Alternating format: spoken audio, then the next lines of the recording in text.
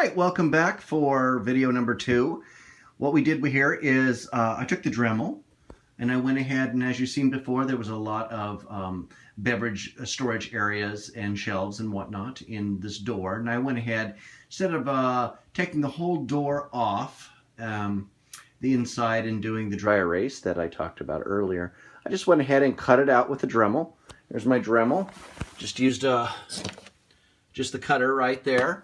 And then we went ahead and did the metal tape on there just to seal that up so that no air escapes. And then I went ahead and sanded the edges so they weren't sharp, so that the tape could go ahead and adhere to it very well. And then up on the top here, this is where my lines will come through on my tower. I've got to go ahead and I've sealed it up with the metal tape as well. I did about a 1.5 inch drill here. And let's take a look on the inside if we can. Let's move that tasty brew out of the way. Let's see, what can we do here. There we go. As you can see, it's a nice hole there. It's clear away from the light, so we're all good there. So the next phase that I'm going to do right now is going to be the actual tower, stainless steel tower mount. Then once I get that on there, I'm going to go ahead and feed the lines through. Then I'm going to go ahead and mark the 4 holes here. Go ahead and pre-drill those so that my screws can go on in. And I'll bolt her down and clean it up and feed the lines through. And oh, I'll go ahead and talk about the tower a little bit right now. The tower I got on Amazon. It's a very nice stainless steel tower. Look for heavy stainless steel grade. Stay away from bronze or a stainless steel like tower. That'll peel on you. You won't be happy. Just spend the amount of money that you can and buy the one. I bought a double tack, like I said earlier, so that I can do beer on one side, maybe beer on both sides, who knows, and root beer for the family. So we'll see how that goes. The tower itself, let's take a look at it.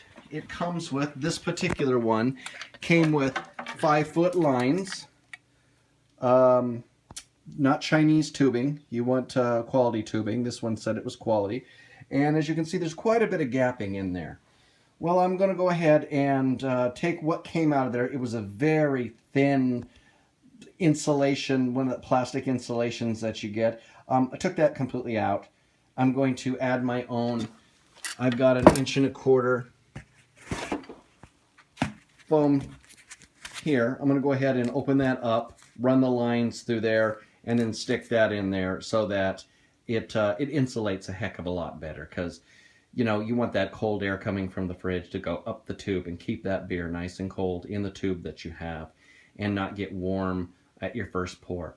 You know, maybe that's the way it's going to be, and we'll see, we'll take a look. We'll judge that.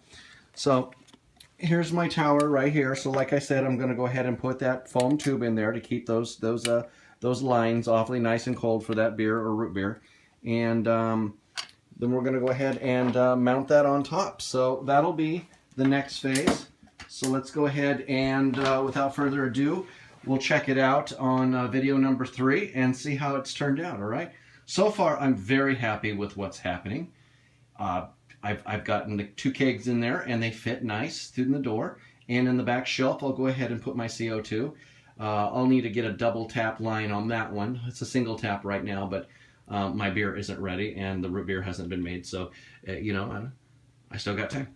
All right, we'll see you soon.